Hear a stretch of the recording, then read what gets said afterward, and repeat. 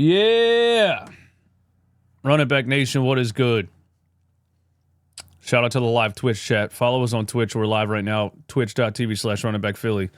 This will be posted on YouTube. If you're viewing it on YouTube, do me a favor. Give me 1,000,000 likes on the video, just for the fact that we continue to cover the tank. Now, look, a Guerschon Yabusele interview came out. Maybe not interview. He was asked a question by Mike Oscato. Maybe it was an interview. Senior NBA insider, host of Hoops Hype podcast. He was asked a question by Mike Oscato, and he gave an answer. And I want to let you guys know that I warned you of this. I told you this was going to happen, which is why I said the Sixers should trade Guerschon Yabusele at the trade deadline. And everybody, why would they trade a player who's going to possibly help them in the playoffs? That's what the people said. And I said, playoffs? Playoffs? Yeah, let's hear what Guerschon Yabusele said and kind of so I can tell you why I think what I think. Okay, here's what he said. Guerschon Yabusele was asked by Mike Scotto about teams attempting to acquire him at this past trade deadline. What is it like going from fighting to get back to the NBA to having teams expressing interest in trading for you at the trade deadline and wanting to acquire you?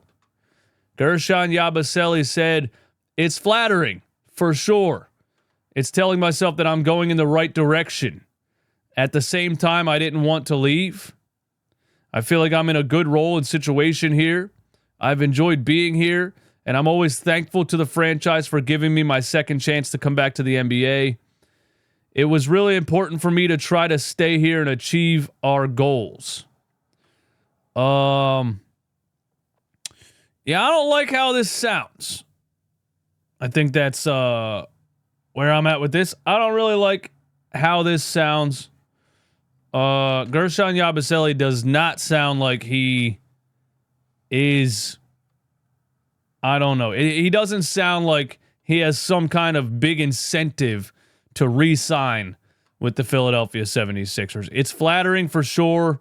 I'm going in the right direction. I didn't want to leave. He's talking about the Euro League. I feel like I'm in a good role in a situation here. All right. I've enjoyed being here, and I'm always thankful to the franchise for giving me my second chance to come back to the NBA. It was really important for me to try to stay here and achieve our goals. Was that supposed to say it is really important for me to stay here and achieve our goals? Why does it say was? Is that a typo by Mike Scotto, or did he say it was? There's such a huge difference in the word is and the word was in this context. But listen, no. I don't think Guerschon Yabusele is going to re-sign with the Philadelphia 76ers, and there's two reasons why. Number one is going to be the money. Yes, the 76ers made some moves at the trade deadline that, you know, the team claimed were moves to try to free up cap space this upcoming offseason to be able to re-sign Guerschon Yabusele. But I still think he's going to get paid more money by another team, and he's going to take that money. You're in the Euro League, you get a chance to come back to the NBA, you take as much money as you can get, number one. And I think he's going to do that. Even if it's like literally $3 million more, I think he's going to take that. I also think this. People saying that he owes us, right?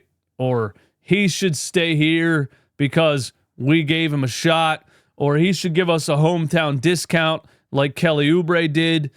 Kelly Oubre had made $60 million in his career by that point. And Kelly Oubre was almost out of the league, and Kelly Oubre felt like he really maybe didn't have a role on NBA teams, and then the 76ers gave him a role, and he's kind of holding on to that role. You know, that's different than this Guerschon Yabusele thing. Guerschon Yabusele is showing everybody that he's a player who can play a pivotal role on a contending team right now. And he's 28 years old, which means he's in his prime. And he's probably going to be in his prime for 3 or 4 more years, right? If he stays in shape. So why would Guerschon Yabusele see the direction of the Philadelphia 76ers currently and want to stay here for those 3 to 4 prime years of his career when he could, number one, go get more money this offseason from somebody else, and number two, be on a contending team, play a pivotal role, and help a team get to the NBA Finals possibly and play for a championship, which he just did with France. He was in the Olympic gold medal match against the U.S. Everybody wants to win. Everybody wants to win at the highest level. And a guy like Guerschon Yabusele wants to win at the highest level. I don't see how any player can look at the 76ers team right now and feel good about them for the next couple of years. If I'm Guerschon Yabusele, I'm taking more money and a chance to win over a team that looks like they're probably on the verge of rebuilding, and haven't accepted it yet. That's what I think. Y'all let me know what you think in the comments. I said they should have traded him because he has the value, and if you could get anything in return for a player who's probably going to leave, you should have done that. They didn't do that because Daryl Morey still thought this team could make the playoffs. Josh Harris still claimed that this team could make the playoffs, and so they're not going to make the playoffs like a lot of us knew they weren't going to. And they're going to end up losing Guerschon Yabusele because of that. And it just is what it is, man. Things just keep happening being a 76ers fan. Now, look, let's talk about the Joel Embiid stuff. There's 2 things. There's Joel Embiid possibly going to Germany to undergo a procedure that Kobe Bryant had. Then I want to talk about the Shams report about how Joel Embiid has basically disagreed with the Sixers staff about his injury and what to do about his injury.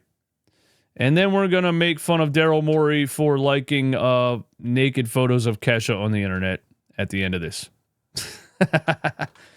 Here's what Chandler Parsons on FanDuel TV, shout out, the show is called Run It Back.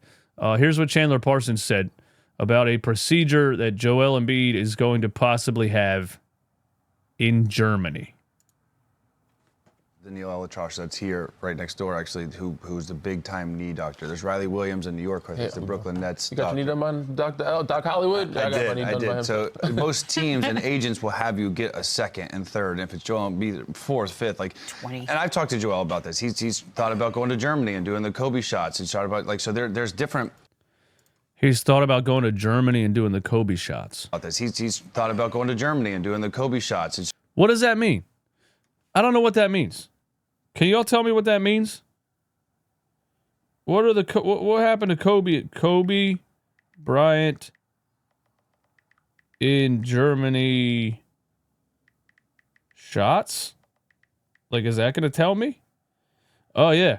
He thought about going to Germany and doing Kobe Bryant shots. In 2011, Kobe Bryant underwent knee surgery in Germany for a procedure called platelet-rich plasma therapy, which consists of using patients' blood to isolate platelets and growth factors. Platelet-rich plasma therapy consists of using the patient's blood to isolate platelets and growth. Dude, I actually think Joel Embiid already did this. I remember this from before, dude. I remember this from before.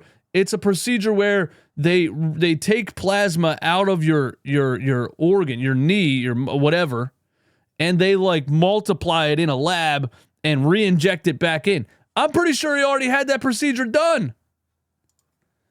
Joel Embiid plasma therapy.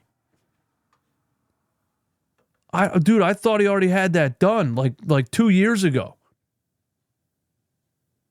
Well, I don't know. Y'all let me know in the comments if he already had that done. But that's what Chandler Parsons said that Joel Embiid is considering doing. everything seems so far-fetched, and it sucks because, Joel Embiid might never get back, because it's not like he's just out of shape, dude. That knee seems like it's cooked, and it seems like there's a point of no return. We'll see. Here's the Shams thing where, Shams reports that Joel Embiid and the Sixers staff have had disagreements on what they're doing to rehab his knee. And he went straight to Josh Harris, apparently. Malika, this all came to a head over the last couple of weeks, specifically when I'm told Joel Embiid went directly to 76ers owner Josh Harris about the state of his knee and about where the realization he's at with what's in the best interest of him, the organization, as far as the potential shutdown. Because remember, Josh Harris owes Joel Embiid up to $300 million over the next. I can't play that because of the music in the background. But why is Joel Embiid going to Josh Harris directly? The Sixers staff, Daryl Morey and company, have basically been telling Joel Embiid, you had the surgery, the swelling will go down as we continue to rehab, and you should play through it and continue to condition, and it will get better. It has not gotten better. And then Joel Embiid goes directly to Josh Harris.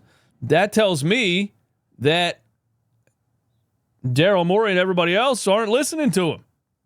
That's like having a disagreement with your manager at work and going straight to the damn owner of the company and being like, hey, man, this is what happened. These people aren't listening to me. So now it feels like Joel Embiid and Daryl Morey and company are not on the same page.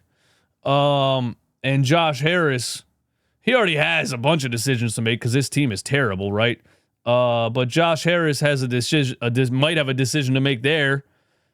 Do I listen to Joel Embiid and fire the GM and maybe hire somebody else that we think it, or do I call the whole thing over and trade him this offseason and keep Daryl Morey?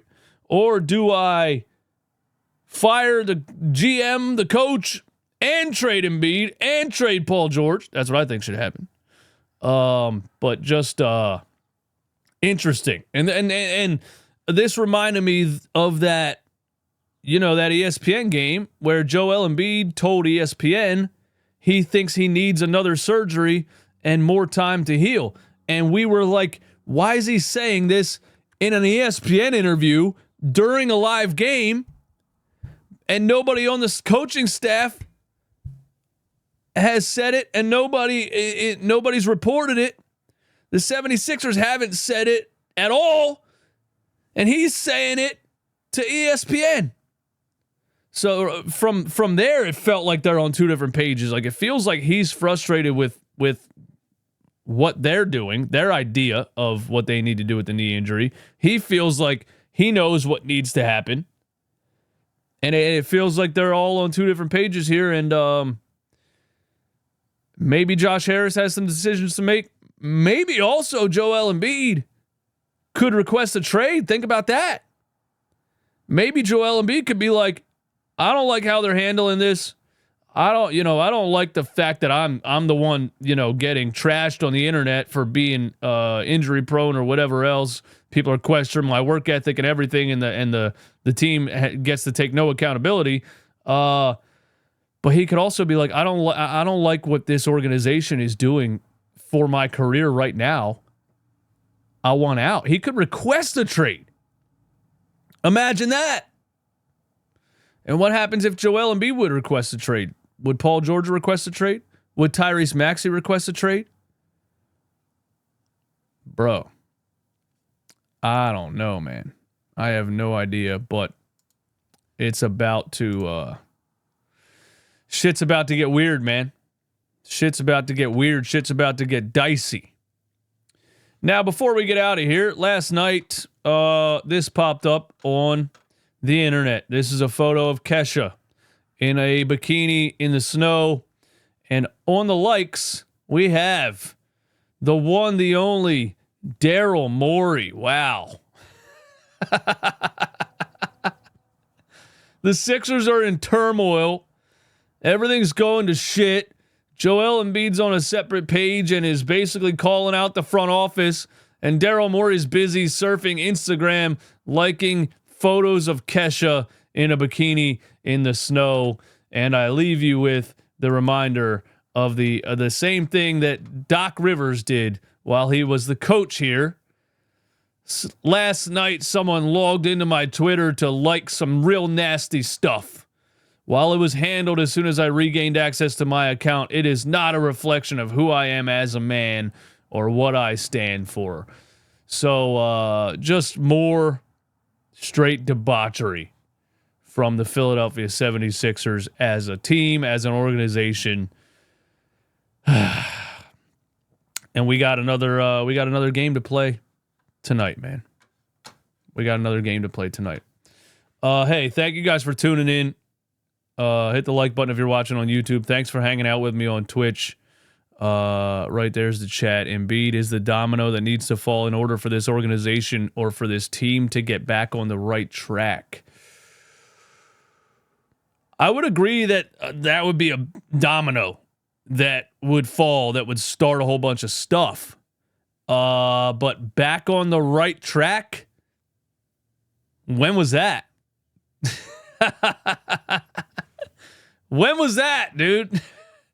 When was this team on the right track? 1983?